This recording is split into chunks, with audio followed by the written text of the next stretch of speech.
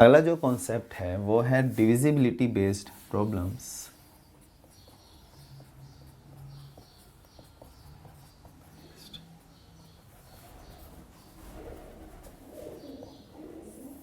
ठीक है, divisibility based problems. देखो, डिविजिबिलिटी बेस्ड प्रॉब्लम में दो चीज़ें सबसे पहले आपको ध्यान में रखनी है। Number 1, a power n minus b power n। अच्छा, एक चीज़ सिंबल मैं बताता हूँ। अगर मैं कभी लिखता हूँ ना a सीधा डंडा b, a b, इसका मतलब होता है a divides b, a b को डिवाइड करता है। इसका मतलब होता है a b को डिवाइड करता है, a डिवाइड्स b। इसका मतलब a डिवाइड्स b, a अपन b नहीं, इसका मतलब a डिवाइड्स b। पहला कॉन्सेप्ट ये है कि a power n minus b power n is divisible by a minus b for all n belongs to natural numbers. How? देखो कैसे आया ये, वो मैं आपको बताता हूँ। a पावर n को हम लिख सकते हैं a minus b plus b power n। ठीक है, तो इसे हम लिख सकते हैं nc0 a minus b power n। थोड़ा सा, चलो ठीक है, अगर हम b को पहले लिख दें तो वो बेटर रहेगा। बात एक ही रहेगी पर सूरत अच्छी नज़र आएगी। बताता हूँ मैं कैसे। इसे हम लिख सकते हैं b plus a minus b whole power n, which is equals to nc0 b power n, nc1 b power n minus 1, a minus b, nc2 b power n minus 2, a minus b square and so on. a minus b की power हमेशा बढ़ती रहेगी। यह आया a power n, ये क्या है b power n, तो a power n minus b power n। अब क्या चीज़ कॉमन आनी चाहिए, a माइनस b। बचा क्या आपके पास, nc1 b power n minus 1, nc2 b power n minus 2 into a minus b and so on. अब देखो a power n minus b power n, a minus b into expression हो गया, which clearly indicates that a minus b will divides this. ठीक है, and second result you have to remember, a power n plus b power n is divisible by a plus b if n is odd natural number, if n is odd natural number। ठीक है, तो इस पर मतलब ये दो results हमें याद करने हैं और इस पर बेस्ड कुछ क्वेश्चंस हम करेंगे। डिविजिबिलिटी पर क्वेश्चन आपसे पूछ रहे हैं। ठीक है, क्वेश्चन ये है कि find the remainder when 9 power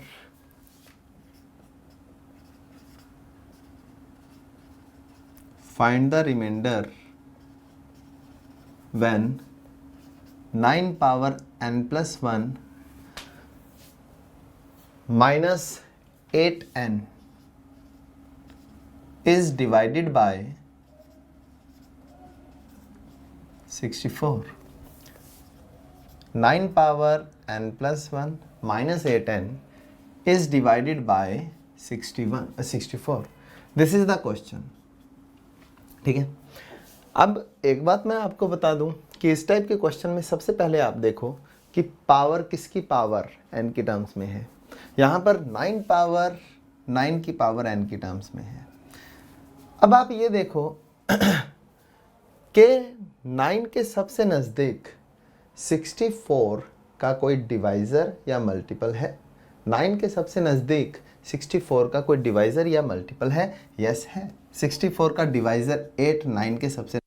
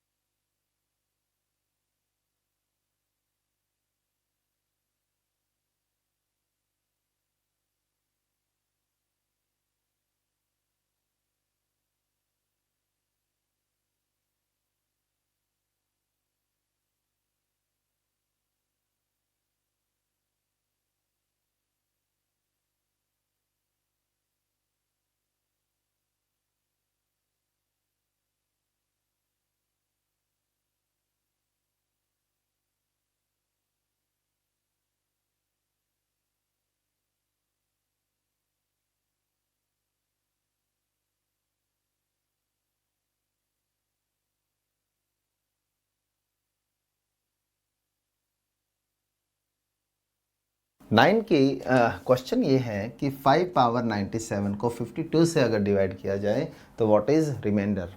और ये बात मैंने आप लोगों को अभी थोड़ी देर पहले बताई थी जब हम लोगों ने 9 पावर n+1 को 64 से डिवाइड किया था। मैंने कहा था कि 9 की कौन सी पावर 64 के डिवाइज़र या मल्टीपल के नज़दीक है। वैसे ही यहाँ देखना है 5 की कौन सी पावर 52 के डिवाइज़र। और डिवाइज़र ऐसा नहीं कि 2 ले लो आप, 52 का सबसे बड़ा डिवाइज़र कोशिश करो 52।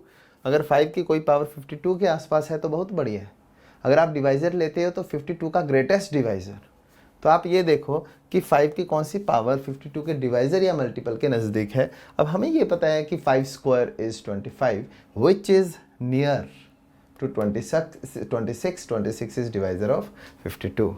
मतलब 5 पावर 97 को आप लिखेंगे 5 into 5 power 96, 5 into 25 power 48 and 25 को आप ध्यान रखेंगे इस बात का। वैसे तो 25 को हम लिखेंगे 26 माइनस 1, लेकिन हम हमेशा 1 को बाद में पहले लिखते हैं।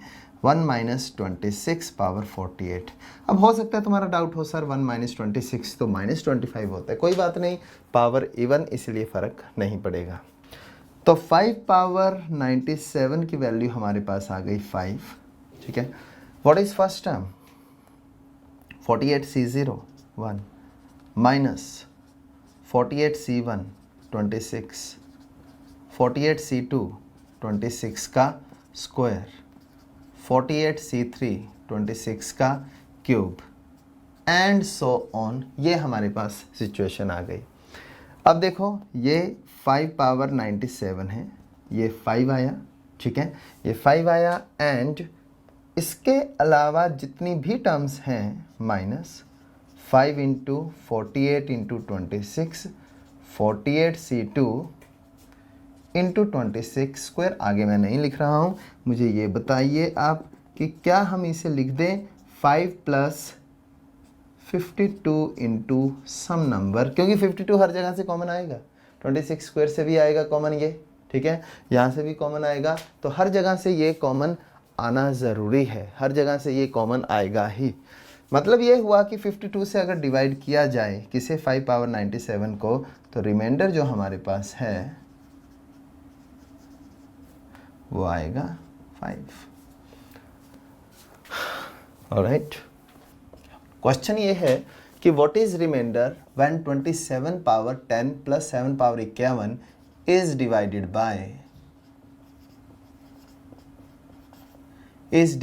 बाय 10। अब यहाँ एक बात लिखने की ज़रूरत अपने को है, 27 पावर 10 है। नंबर 1, कुछ एक रिजल्ट्स हैं, उनमें पहला है if we have to find unit place, this implies remainder when divided by 10. Second, if we have to find unit and tens place, this implies remainder when divided by 100 and so on. अब यहाँ हमें calculate क्या करना है, reminder when divided by 10। तो इस बात का ये मतलब हुआ कि हमें कैलकुलेट करना है कि what is unit place of this. अब इसे सॉल्व करने के दो तरीके हैं। एक तो ये कि 7 जो होता है, 7 की जो पावर्स होती हैं वो पीरियोडिक इन नेचर होती है। जैसे 7 पावर 0 के यूनिट प्लेस पे 1 आता है, 7 पावर 1 के यूनिट प्लेस पे 7, 7 स्क्वायर के यूनिट प्लेस पे 9, 7 क्यूब के यूनिट प्लेस पे आएगा ये।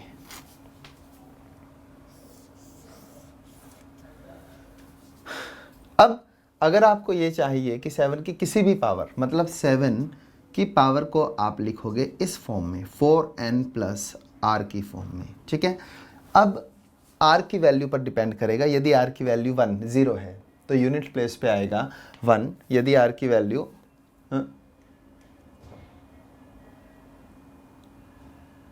ठीक है। यदि r की वैल्यू 1 है तो यूनिट प्लेस पे आएगा 7, यदि r की वैल्यू 2 है तो यूनिट प्लेस पे 9, यदि r की वैल्यू 3 है तो यूनिट प्लेस पे 3। अब देखो 27 का मतलब हमें पता ही है, ये लिखा हुआ है 27 पावर 10, 7 पावर 51, यानी कि 20 power 10, 7 power 10, 7 power 51।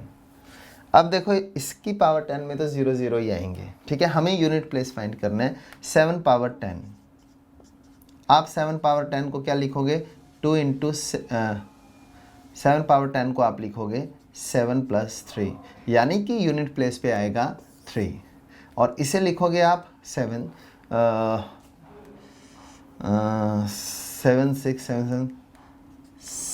Into 7 plus 2, मतलब ये हुआ कि unit place of 27 power 10 and 7 power 51 is, unit place of this is, इसका यूनिट प्लेस क्या होगा, ये तो 0 है, ठीक है। इसका यूनिट प्लेस होगा 7 पावर 7, 7 क्यूब, 7 क्यूब का यूनिट प्लेस है 3, और इसका 7 स्क्वायर का यूनिट प्लेस है 9, दोनों को ऐड किया 12, यानी कि यूनिट प्लेस इज 2। तो unit place of this is 2, method 2।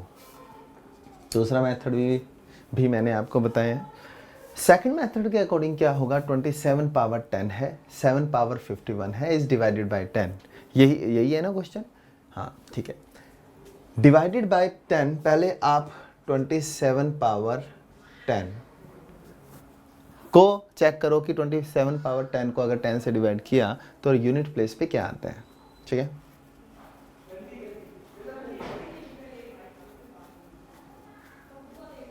एक काम और कर सकते हैं इसमें, 27 minus 7 power 10 plus 7 power 10 plus 7 power 51, क्या इसे ऐसे लिख लें, यह आ जाएगा 7 पावर 10, मतलब दिस इज डिविजिबल बाय 20, यानी कि डिविजिबल बाय 10। अब सिर्फ ये चेक करना है कि इसे अगर 10 से डिवाइड करें तो यूनिट प्लेस पे क्या आएगा। 7 पावर 10 कॉमन, ठीक है। मेहनत तो फिर भी अपने को उतनी ही करनी पड़ेगी, है ना। क्यों उतनी ही करनी पड़ेगी, क्योंकि 7 पावर 10 को अगर 10 से डिवाइड किया जाए तो यूनिट प्लेस पे क्या आएगा, यानी कि 7 की कौन सी पावर 10 के मल्टीपल या डिवाइज़र के आसपास है, तो 7 स्क्वायर, और इधर 7 इंटू 7 स्क्वायर, तो ये अपने पास आ गया 49 पावर 5, ये अपने पास आ गया 7 इंटू 49 पावर 25। इसे हम लिखेंगे -1 माइनस 50 पावर 5, और इसे लिखेंगे हम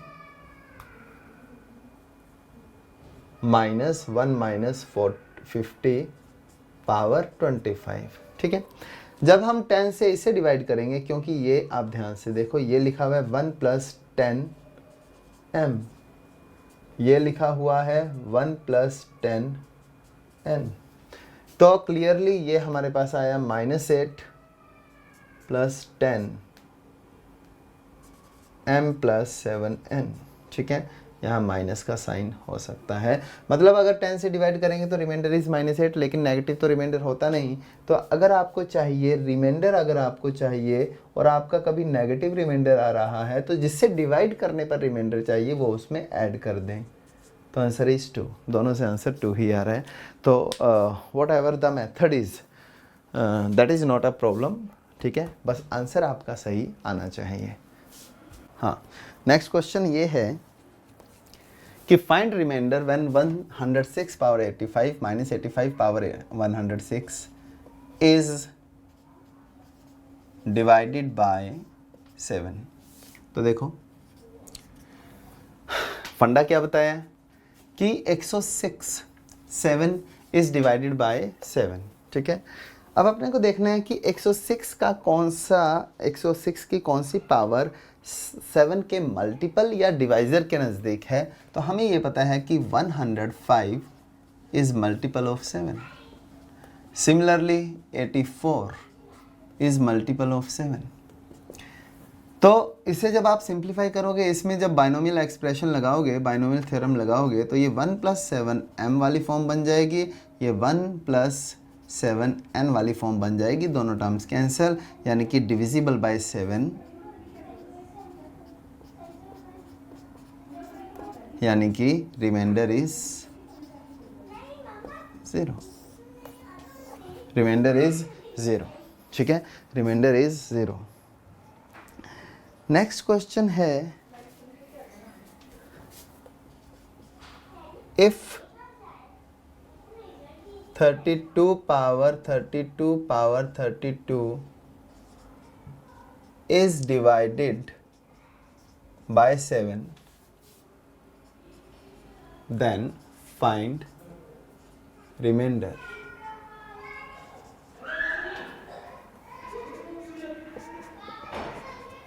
ठीक है, then find remainder, this is the question. अब देखो, अगर आप चाहते हो कि इसे 7 से डिवाइड करें, तो पहले तो आप देखो 32 can be expressed as power of 2। तो 32 को पावर ऑफ 2 में एक्सप्रेस किया जा सकता है। और अगर 7 की बात करें तो 2 की कौन सी पावर 7 के नज़दीक है? 2 की पावर 3 7 के नज़दीक है। हमें चाहिए 32 पावर 32। पहले आप एक काम करो, 32 पावर 32 को 3 की टर्म्स में एक्सप्रेस करो। ऐसा क्यों?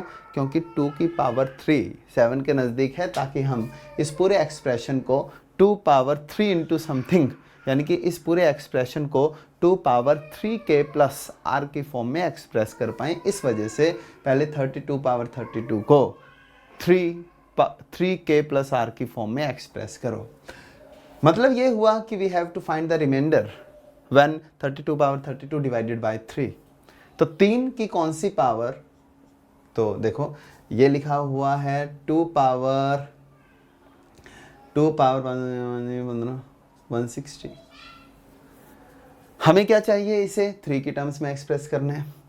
तो 2 की कौन सी पावर 3 के आसपास है? खुद 2 भी 3 के आसपास है, नहीं तो हम बोल सकते हैं कि 4 पावर 80, 1 + 3 पावर 80, यानी कि 1 + 3k, यानी कि 32 power 32 can be expressed in the form of 1 + 3k, यानी कि 3 से अगर इसे डिवाइड करेंगे तो रिमाइंडर विल बी 1।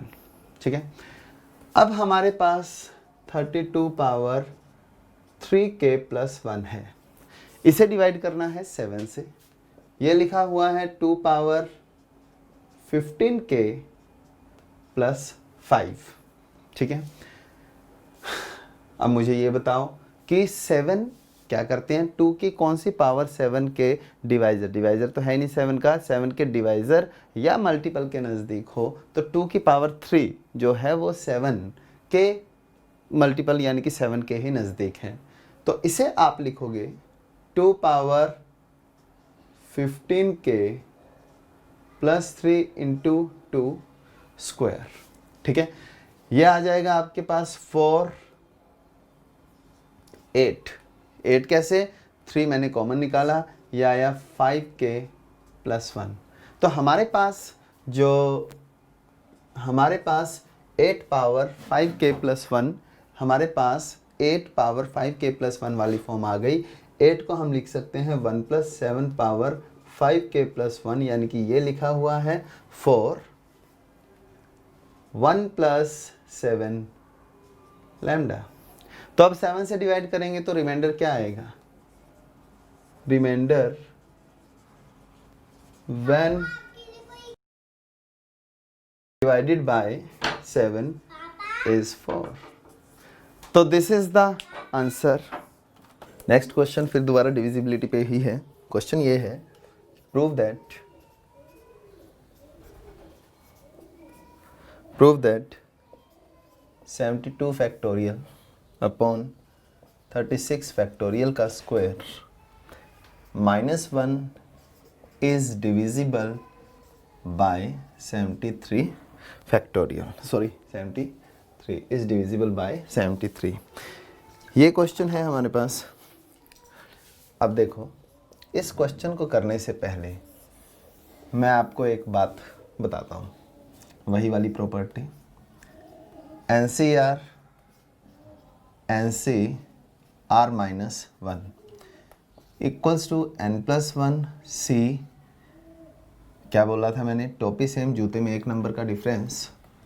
तो टोपी का नंबर बढ़ा दो, जूता बड़ा पहना दो।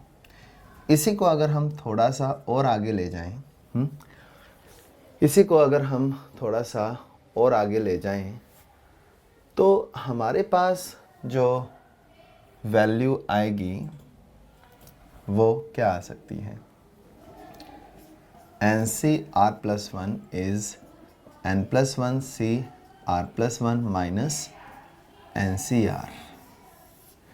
ठीक है, स्टार्ट करते हैं यहाँ से। 72 फैक्टोरियल,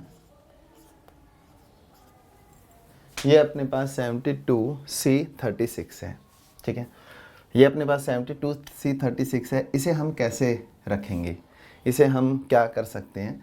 अगर हम वो फॉर्मूला लगाएं तो इसे हम लिख सकते हैं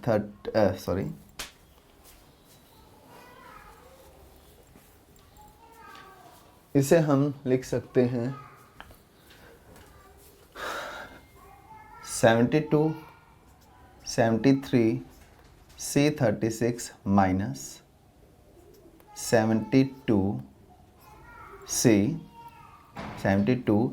C35। फिर दोबारा से क्या होगा? ये जो है इसमें फिर दोबारा वही लगाओ, 72 73 C35 माइनस 72 C34। इसके बाद 73 C36 माइनस 73 C35 प्लस इसमें फिर लगाओ 72 C34 में फिर दोबारा लगाओ 72 C34 is 73 C34 minus 72 C33। ठीक है, अब हो क्या रहा है आप देखो, 73 C36 73 C35 73 C34 ऑल्टरनेट चल रहा है। तो हम बोल सकते हैं कि after finite number of steps, ठीक है, after finite number of steps we will get, क्या आ जाएगा हमारे पास? 72 C36 is 73 C36 minus 73 C35 plus 73 C34 minus 73 C36 35 34 33 and so on. Last में हमारे पास ये ज़रूर आएगा 73 C2 minus 73 C1 plus 73 C0। अब देखो, because 73 is a prime number, अगर 73 प्राइम नंबर है तो इसे जब ब्रेक करेंगे 73 फैक्टोरियल अपॉन 36 फैक्टोरियल 37 फैक्टोरियल लिखेंगे तो 73 एक प्राइम नंबर है। अगर ये एक प्राइम नंबर है तो 73 तो किसी भी हालत में कैंसिल नहीं होगा ना। तो जो ये ब्रैकेट में हम लोगों ने लिखा हुआ है उससे तो वो 1 के बराबर है, दिस इज इक्वल्स टू 1। इसे मैं लेफ्ट साइड पर ले आया। जो हम लोगों ने ब्रैकेट में लिखा हुआ है, जो हम लोगों ने ब्रैकेट में लिखा हुआ है उसमें से 73 हर हालत में कॉमन आएगा। ठीक है, this implies 73 divides 72 C3 minus 1। Okay.